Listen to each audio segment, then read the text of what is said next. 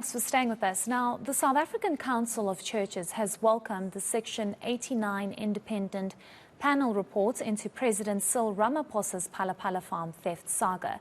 For more on this, we're joined now by Archbishop Thabo Makgoba. Thank you so much for your time, Archbishop. We really do appreciate it. I'm interested to know what your initial reaction to the report is and how the ANC has been reacting to all of this. Thank you so much for that, and good afternoon to your listeners. I think the church has the duty to look beyond the partisan politics and to come up with suggestions which could help stabilize the country. That is my point of departure. And the other emphasis that we make here as a church is people matter, and they need to see that our government is focused on fixing the real problems, which is joblessness and load shedding, and not the internal party disputes. But do you think that the president, considering the Section 89 reports, has something to answer to, and do you think that he is still the best to be the president of the Republic?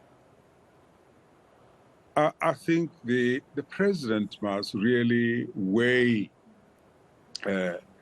what is before him, and in weighing carefully what is before him, he must put the interests of the country ahead of his own, and then the rest of the processes could follow in. The most important thing, as I say, is the country, its people, and if the president, in weighing his own options, he must never forget to weigh the interests of the country and put those ahead of his own, dare I say, including those of his political party.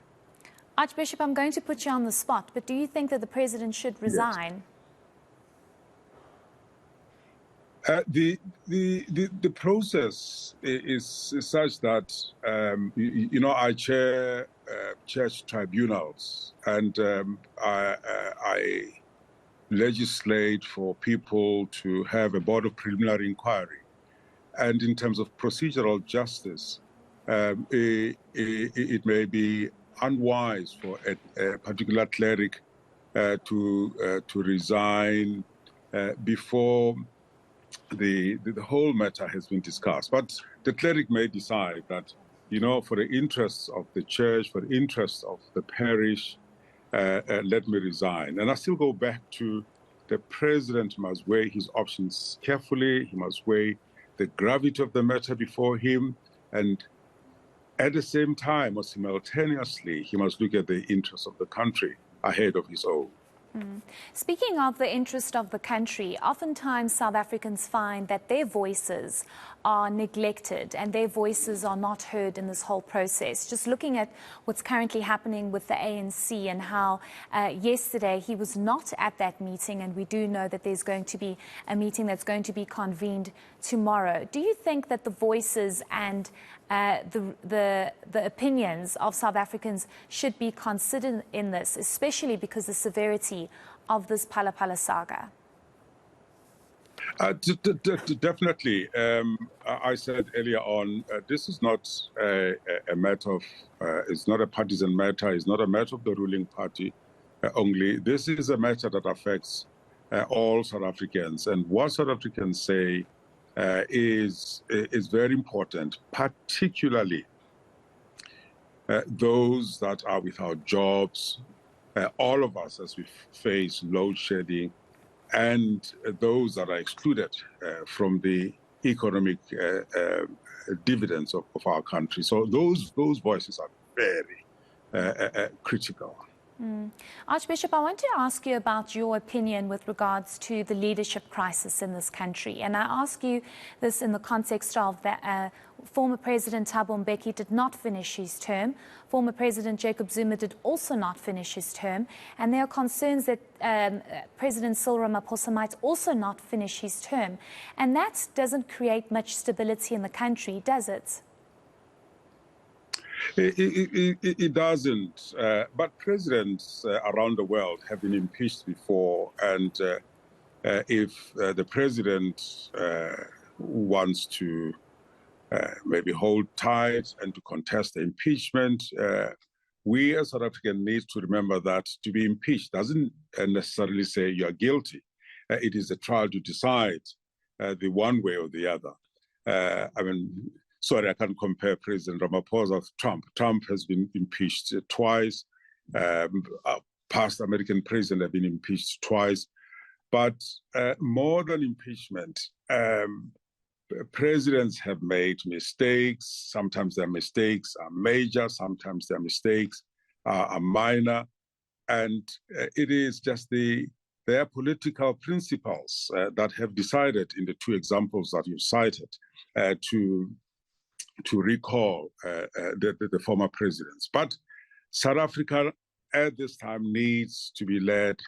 South Africa needs to be stabilized. The poorest of the poor need to find jobs. They need access to health and education. And the unemployed youth must be employed to make South African democracy stable. I think that's where our heart is as pastors and clerics. Certainly, and I think oftentimes the poorest of the poor feel neglected. You know, Archbishop, as a journalist, I've covered many stories where you have people, South Africans saying that we feel neglected. We feel as though this is not a caring government. And I think what's concerning, and perhaps you can weigh in on this, is that this particular matter doesn't necessarily paint a picture of stability, but also really dealing with matters of national importance and taking our people out of poverty, out of unemployment, and out of inequality, because now we have to deal with this Phala Phala saga, and South Africans are almost left in the dark. Exactly. I think you've coined it beautifully.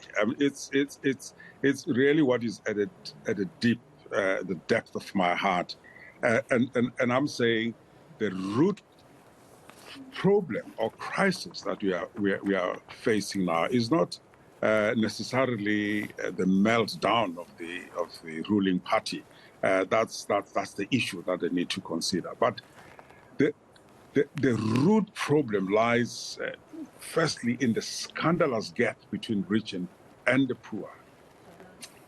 The fact that we've won political liberation 30 years ago, but we have not achieved economic liberation, is really an indictment on all of us. And that is why we need to stabilize this country. And I've made a call that perhaps we need to look at economic CODESA, where as South Africans, we explore the possibility of having a new social compact of saying, how do we ensure that no one is left behind, particularly the poorest of the poor, rather than us spending our energies and making a lot of noise on a particular party and a few leaders. We have an urgency as South Africans, and maybe this is a clarion call for all of us to say, we shouldn't necessarily rely on political formation whilst they are there, because the Constitution dictates that we are governed that way. But we should also maybe work hard to ensure that the poorest of the poor are not left behind. We should hold the executive account, which is what the report is doing. We should hold our parliamentarian account. We should equally say, hey, church, it is important to be prophetic, but what are you also doing in order to bridge these barriers that debilitating poverty is doing to the poorest of the poor? I'm glad you touched on the economic CODESA, because I was going to ask you about that. Archbishop, I just want to end off by asking you perhaps what your message is to Ramaphosa. I know you briefly touched on it in the beginning of the interview, but the next couple of hours are going to be crucial. Your message to the president, your message to South Africans, because we're all looking at this and wondering what is going to happen. How are we going to move forward in this country with all the troubles that we are facing? My message to the president is, Mr. President, South Africa needs to be led. We can't be in a state of limbo. Mr. President, think through your options carefully. And as you do that, please, Mr. President, put the country's interests ahead of your own and that of your political party. And to South Africans, I want to say we've come a long way. We are just wonderful people, patient people, gifted people, even in the midst of pain and what's and all. I'm saying hold tight and be patient. If the president decides to contest, and I'm repeating myself here, impeachment, we need to remember that to be impeached does not say you are guilty. It is a trial to decide that one way or the other. And presidents around the world have been impeached before. And even if they've made mistakes, sometimes their mistakes are not regarded as serious enough to have them removed from office. But I want to end by saying, South Africans, let's also not undermine our agency. There are wonderful South Africans out there that are doing extraordinary work. I was at the University of the Western Cape. We were honoring, just wonderful South Africans. And I wish we could also highlight the stories of success in our country. And let's keep on doing good as South Africans and not be weighed down by this matter. Even this one will come to pass.